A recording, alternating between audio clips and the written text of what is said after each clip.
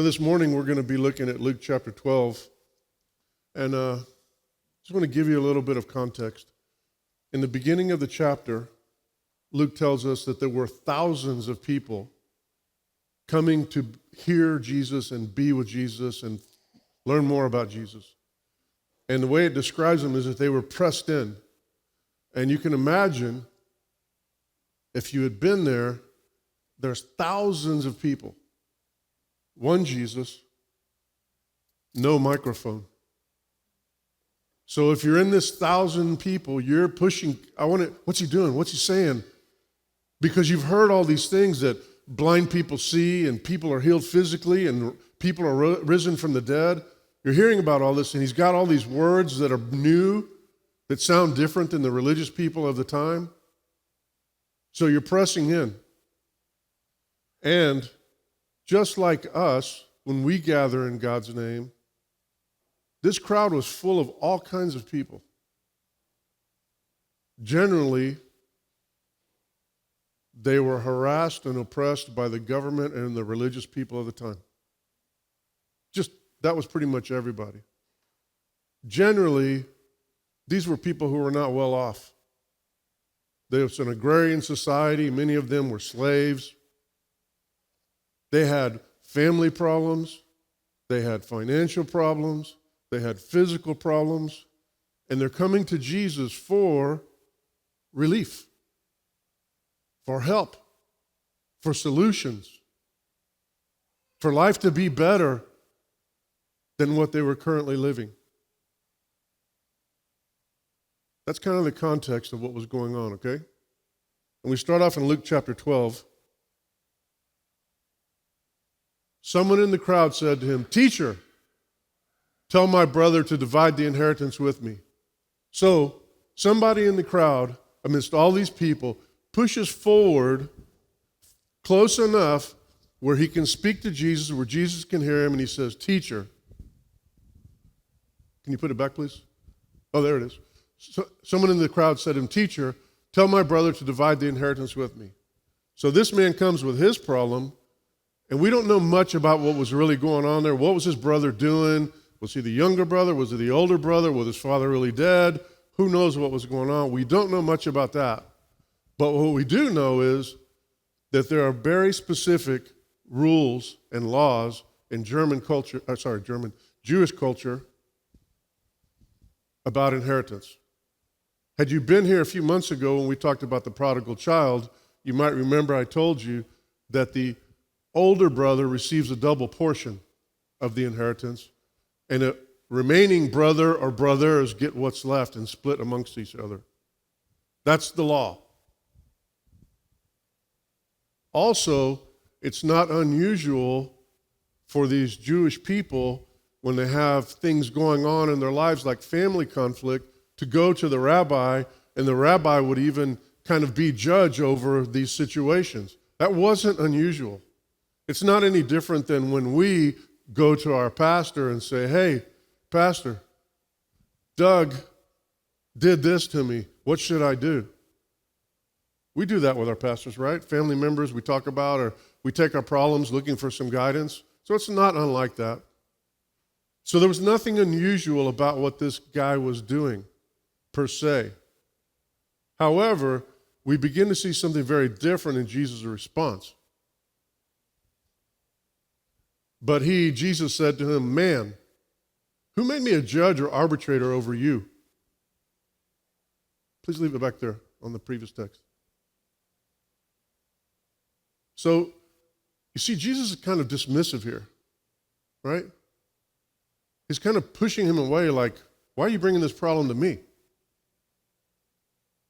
And calling him man, it'd be like me calling you, I don't know, maybe dude. It's very impersonal, you know? And so you get the sense that Jesus is kind of dismissing this guy and pushing him away. There's something really interesting here. This guy brings Jesus the problem, and I told you it's not unusual to bring a rabbi, or like we do, our pastor, a problem. But imagine if I have a problem with Doug, and I go to another church and another pastor who doesn't know me, and I say, hey, there's this guy at my church, Doug, and he and I got a thing going on, and I need your help. Can you imagine what that other pastor would say? Number one, who are you? And why are you bringing me this problem?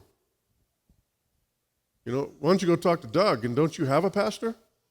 See, this guy would have had a rabbi, his own rabbi. Why is he not taking to him? Why is he bringing it to Jesus? So we begin to see the problem here of what's happening and why Jesus is kind of dismissing him. I'm not your rabbi. But there's a bigger problem. And it's the real problem that Jesus didn't come to resolve family conflicts. You know why Jesus came, right? And I know if I ask you, to die on a cross, to redeem us, and all the great church answers. But remember what Jesus kept saying. The kingdom of heaven is at hand. And I've kind of been maybe browbeating you guys a bit about that and what that means. But how Jesus is saying, you've been looking over here, and I need you to be over here. I need you to change your heart. I need to change your way of thinking, your way of seeing, the way of hearing, because you've got it all wrong. And I'm asking you to change. This is a major reason why Jesus came.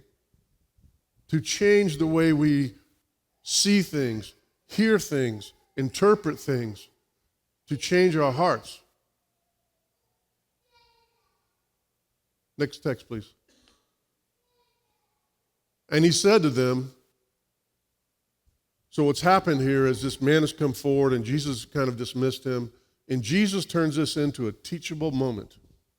And the them that is referred to here is the disciples. It's not that the other crowd couldn't hear, but in this teachable moment, Jesus really wants to make a point to his disciples and the followers, the people that are close to him. Okay? Take care and be on your guard against all covetousness, for one's life does not consist in the abundance of his possessions. So I'm going to go in a little bit reverse order here. When it says, for one's life does not consist in the abundance of his possessions, Jesus is saying life is more than life. And you have to appreciate here that this is a Jewish culture, right? And they understand how life began.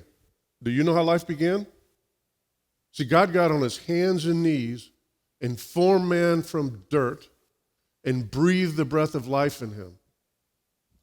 And in so doing, God created man. And in that man was given an eternal spirit.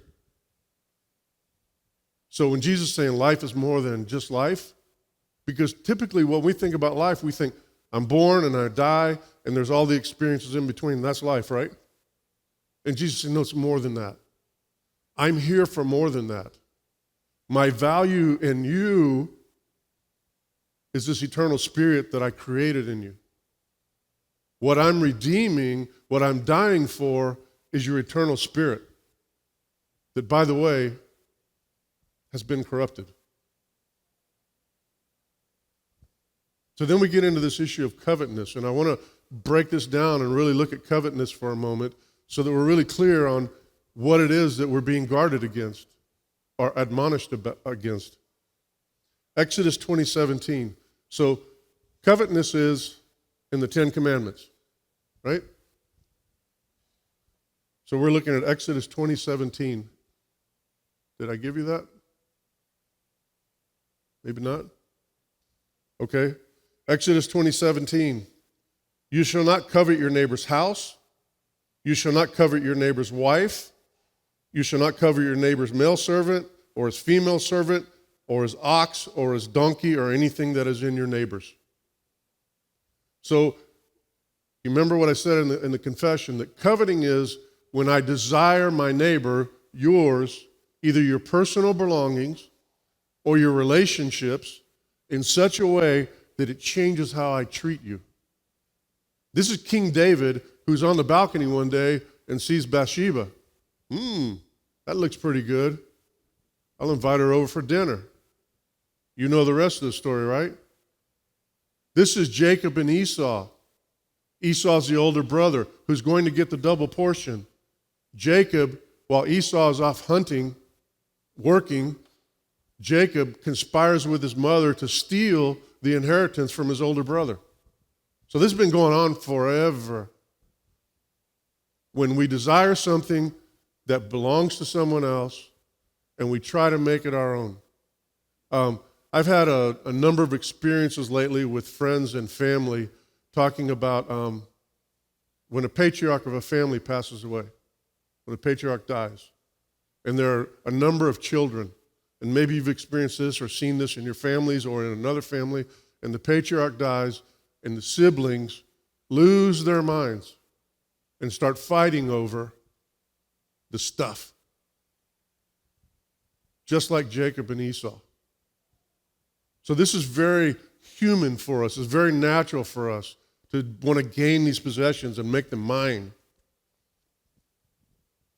I trust that sitting here today, none of you are conspiring or trying to devise a way in your hearts to make someone else's possessions or relationship your own.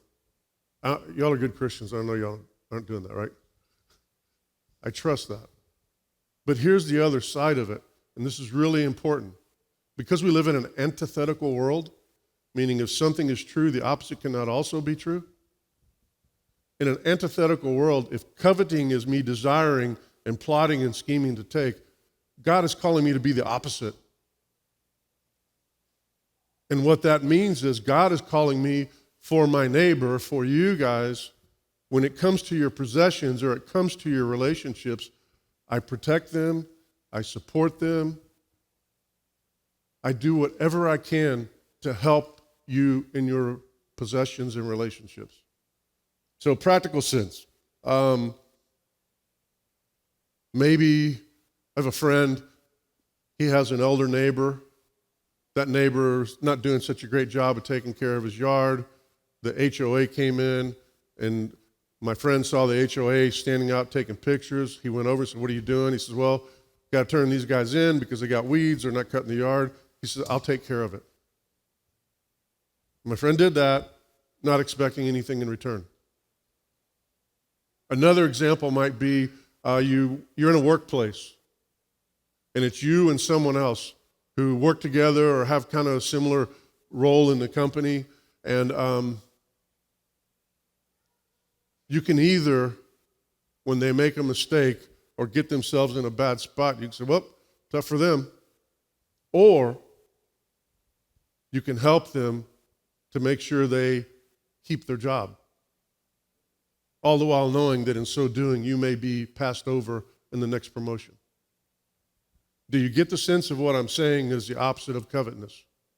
And can you imagine how this works, whether it's in our families or the workplace or in our neighborhoods or wherever it's at, what we're called to do versus what our nature would lead us to do? Okay? So Jesus is cautioning us of this nature that we have that's never satisfied, that begins to look around and say, hey, that's a nice guitar he has. I would like one like that. In fact, I think I would like his. So I might confuse him after church so that when he's packing his bags, he forgets to pack the guitar, and I slip it behind me, and hey, see you later next week. He laughed, but I know how important the guitar is to him, right? That's what goes on naturally in our hearts and our minds, okay? That's what Jesus is cautioning us against, because when we do that, that is the opposite of the life that Jesus is talking about, okay? Next, in this teachable moment, and he's talking to his disciples, the other people can hear, but he's talking to them in teachable moment, he tells them a parable. And he told them a parable. The land of a rich man was very productive. Hold that real quick. So, this man was rich, and he's obviously a farmer, right? Likely, if you're a rich farmer in Jesus' time, guess where you got your farm from? Inheritance, okay? Likely. And what has made him rich is the productivity of the land. And if you're a Jewish person in that time, and you see a person who's got a very productive land, Where does the productivity come from? Where does the rain come from? Where do the seeds come from? Where does the sun come from? Where does it grow from? So this rich man, who's rich by his productivity in his land, is being blessed by God. Okay? There's no indication that this guy was a shyster. There's no indication that this guy had ill-gotten gains. There's no indication that he cheated anybody. He's the kind of person that if we could know, we would admire. Okay? Next verse. And he began reasoning to himself, saying, what shall I do, since I have no place to store my crops? So he's got a surplus of crops, more than he needs. He figured out what he has, he measured, and he takes, okay, this is what my family's going to need, and then I went to the market and I sold what I wanted to, and I didn't want to crash the market, so I didn't want to take my surplus there, and I have this surplus, and what am I supposed to do with it? And he is a good businessman, and he starts to think, what am I supposed to do here? I don't have enough storage. And again, if you and I hear that, that's a good business guy, right? You have to admire that. He's not going to let it rot in the field. He's not going to let it go to waste. He's going to take care of it. He's being a good steward. Okay? Next verse.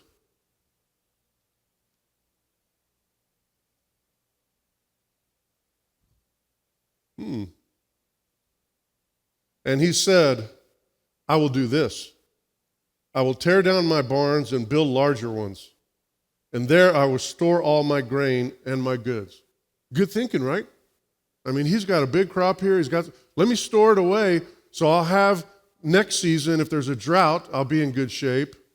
Next season, regardless of what happens on the crops, I'll still have this to live off of. I'll still have it to go to the market with. He's being a good businessman.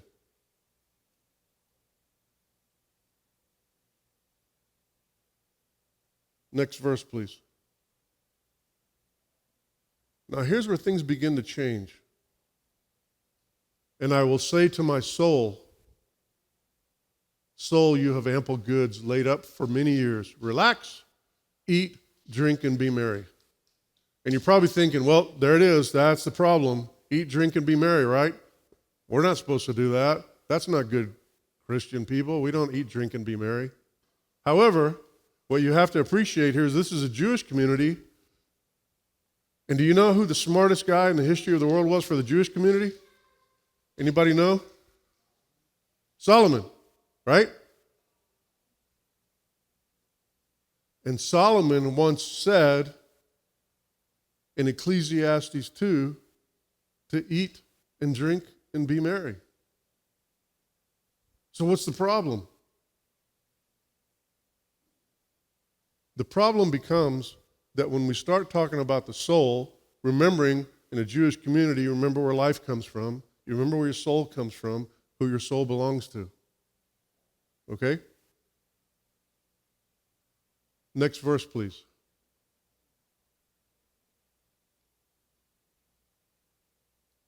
There is nothing better for a person than that he should eat and drink and find enjoyment in this toil. This also I saw is from the hand of God. This is Ecclesiastes 2. Smartest man in the world. Go back, please. What did he say? Eat, drink, and find enjoyment in this toil. You worked hard. Nelson's ready to retire. My parents are retired. They've worked hard. They deserve a break, right? They're in the retirement years. Eat, drink, and be merry. Have a good time. This is the rewards of your hard work, right?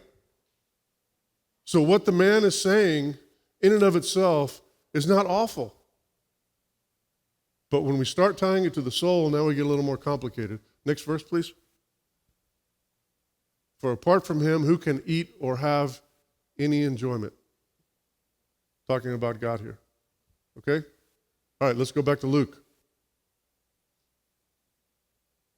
But God said to him, meaning Jesus, fool, this night your soul is required of you, and the things you have prepared, whose will they be? Now you got to pause here for a minute, and you have to appreciate, again, Jewish people. The word fool is a fighting word. It is the highest insult. You cannot insult. You can call him stupid. You could call him a moron. You can call him an idiot. But you call him a fool. It's the highest insult in Jewish people. And Jesus using this word fool in the context of this parable is incredibly strong. It's worse than an idiot. It's worse than stupid. It's worse than moron. You're a fool. But we're back to this night, your soul. You remember before he said, my soul, eat, drink, and be merry? For this night, your soul is required of you. And the things that you have prepared, whose will they be? And now we go back to this inheritance thing. You're so occupied with the things of this life, this birth, death, and experiences in between. And tonight, your soul is going to be required of you. And the stuff that you leave behind, who's it going to? Because who cares? It's insignificant compared to your soul and the value of your soul to your living and loving God.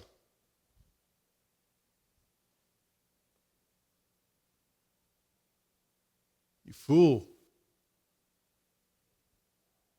Next verse, please. So is the one who lays up treasure for himself and is not rich toward God. This foolish person, high insult, who has put all his value of himself in the things of this world, whether it's relationships or material things, doesn't realize that what God really loves and what Jesus came for is your soul. There's something really important here, though. It says, so is the one who lays up treasure for himself and is not rich towards God. So I want to think a little bit here on some more text because there's a really important point here. Let's look at 1 Timothy 6:9. But those who want to get rich fall in temptation and a snare and many foolish and harmful desires which plunge men into ruin and destruction. For the love of money is a root of all sorts of evil, and some by looking for it have wandered away from the faith and pierced themselves with many griefs. 1 Timothy 6:9 and 10. For the love of money is a root of all sorts of evil. This is not the Pink Floyd song, money is the root of all evil. This is not that. It's a distortion of the truth. It's the love of money. You see, money is just paper. It's currency. That's all. Money in and of itself is not good or bad. Having money is not good or bad. Not having money is not good or bad. Money is just paper. It's just currency. It's how we transact in this world. But when I love it so much that I'm not satisfied with what I have, I'm not satisfied with what God has given me, now we have a problem. So I think it's important to distinguish there's nothing wrong with being rich. This is not a condemnation of people who have much. Okay? Next verse, Psalm 24. The earth is the Lord's and all it contains, the world and those who dwell in it.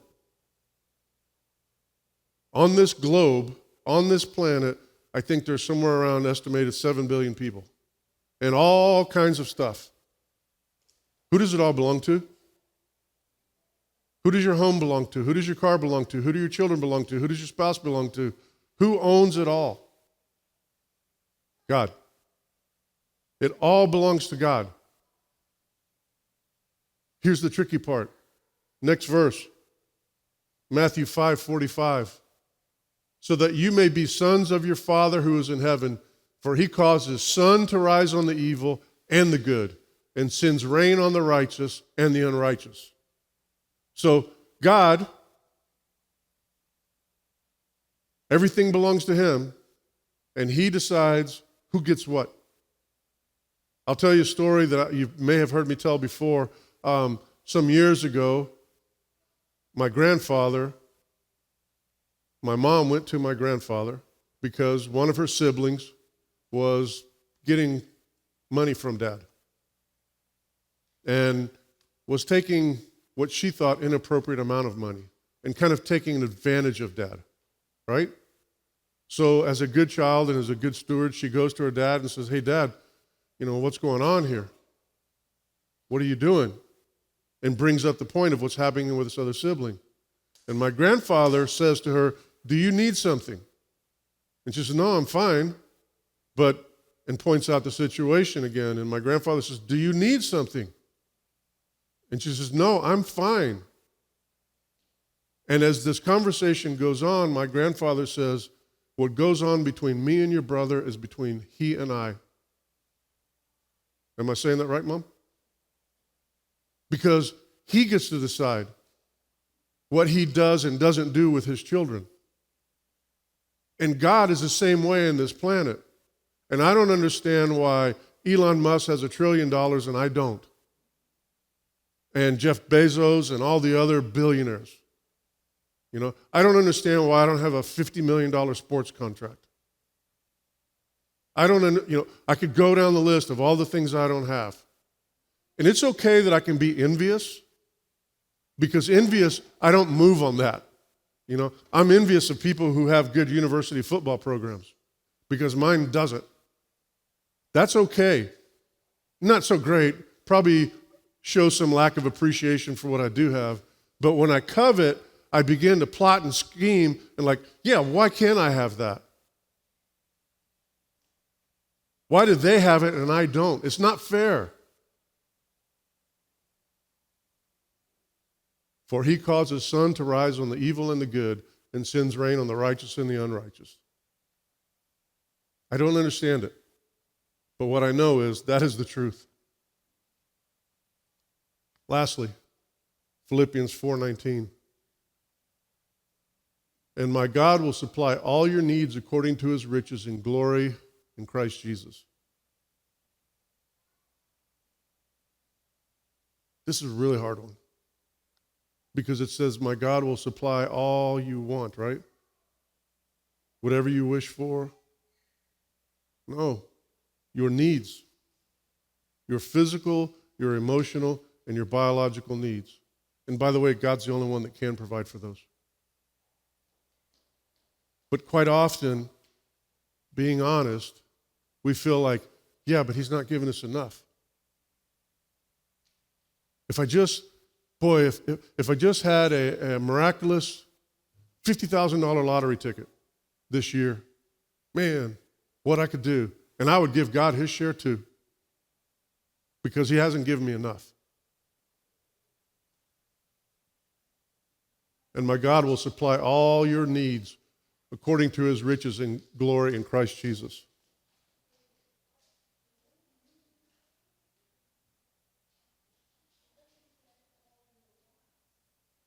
No, it's all about your needs. And by the way, you don't know what you need. You get that?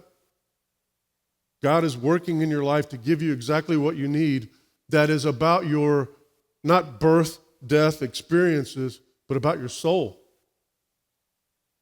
And what we all need is the reconciliation, the redemption that comes only through Jesus.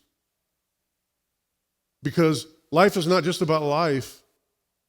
Life is about your eternal soul. And where will your eternal soul be after this life? Will you be forever with God or forever eternally separated? And in this life, the problem is that we allow what we see and what we hear and what we think and what we feel to interfere with the value of our eternal souls. See, the real problem of covetousness is it takes this precious soul that God has given you, this precious soul that he loves, and turns it into material, turns it into temporal, and will be distracted from the real value and what he really loves in you. Is that making any sense? Why covetousness is so destructive. Here's the other thing about covetousness that I didn't mention before. So we have these 10 commandments.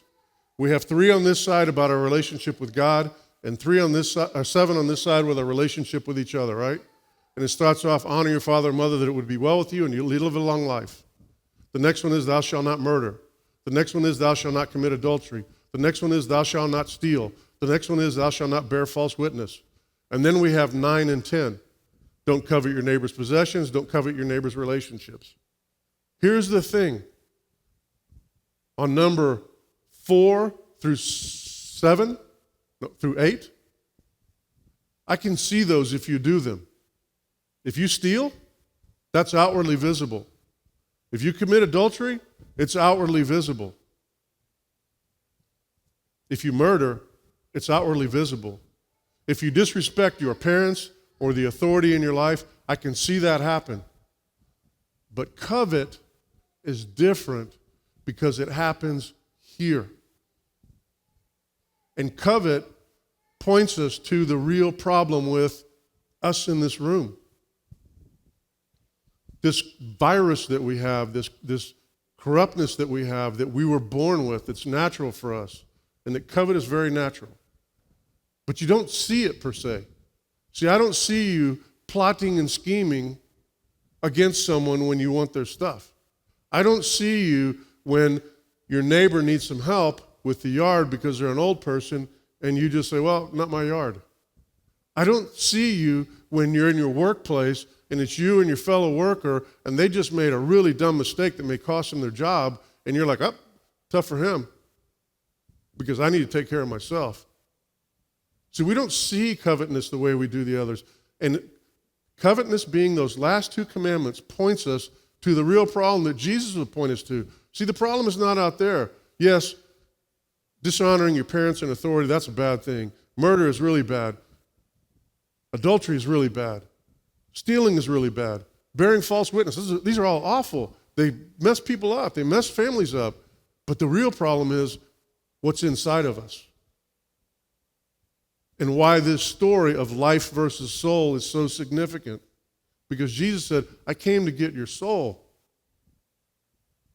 Because that's what values to me. That's what's most important to me is your soul.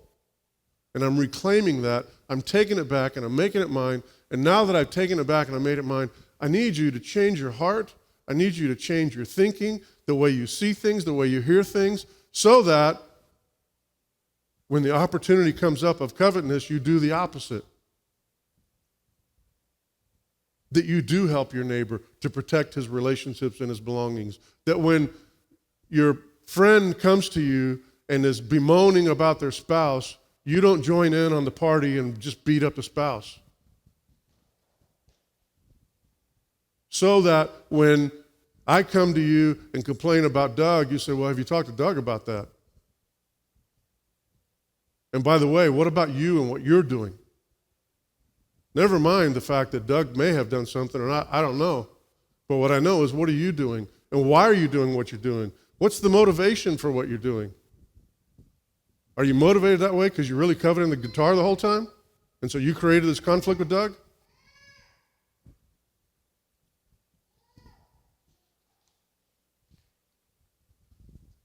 And my God will supply all your needs according to his riches and glory in Christ. So when we go back to the original text in Luke, he said, and not rich towards God.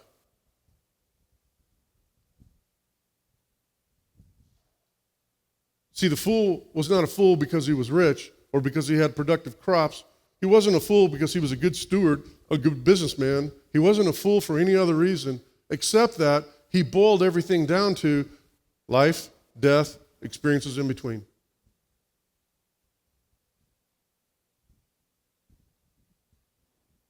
So my question for you is, what's really important about you? Is it the experiences that you're having right now? Because if you are, I know everybody in here, like the thousands of people who gathered, you got problems. And maybe as you come to Jesus for relief, maybe Jesus has something else in mind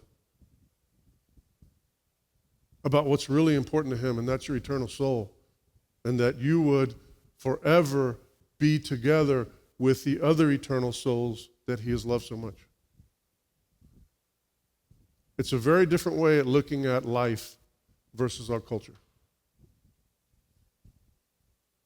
Amen? So this morning, as we think about our eternal souls and what's really important, we're going to close in prayer. Does anybody have anything going on that we can pray about? Because what I don't want to do is trivialize the importance of what happens between when we're born and when we die. God does care about those things. And he tells us to bring all those things to him, the good and the bad. So this morning, is there anything we can pray about?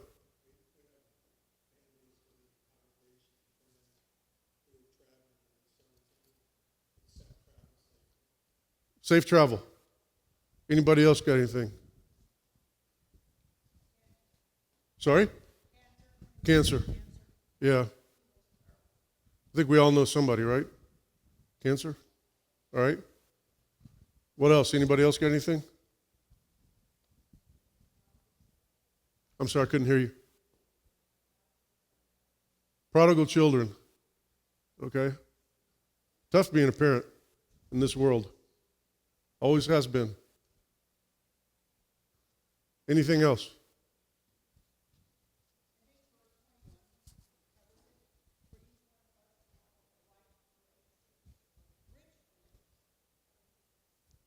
Yeah. Part of the struggle of this study is it starts off with a parable about a rich guy, and I get to say, oh, well, that's not me. I'm not a rich guy, right? I'm not Elon Musk. I'm not Jeff Bezos. However, in truth, being honest, in this country, you know what the average income is around the world? About $800 a year. I've been to India and Indonesia and China and seen abject poverty. It's awful. People living truly in cardboard boxes, unattended children, death. In this country, we are rich. Very, very rich. But beyond the wealth of this country, we are rich because we have a God who loves us more than anything in this planet. The earth and all it contains belongs to the Lord. And guess what? In all of that, you are the most important one. Each one of you individually. I don't get it, but you're God's favorite child. Even Sylvia. No, it's true. Every one of you somehow is God's favorite child.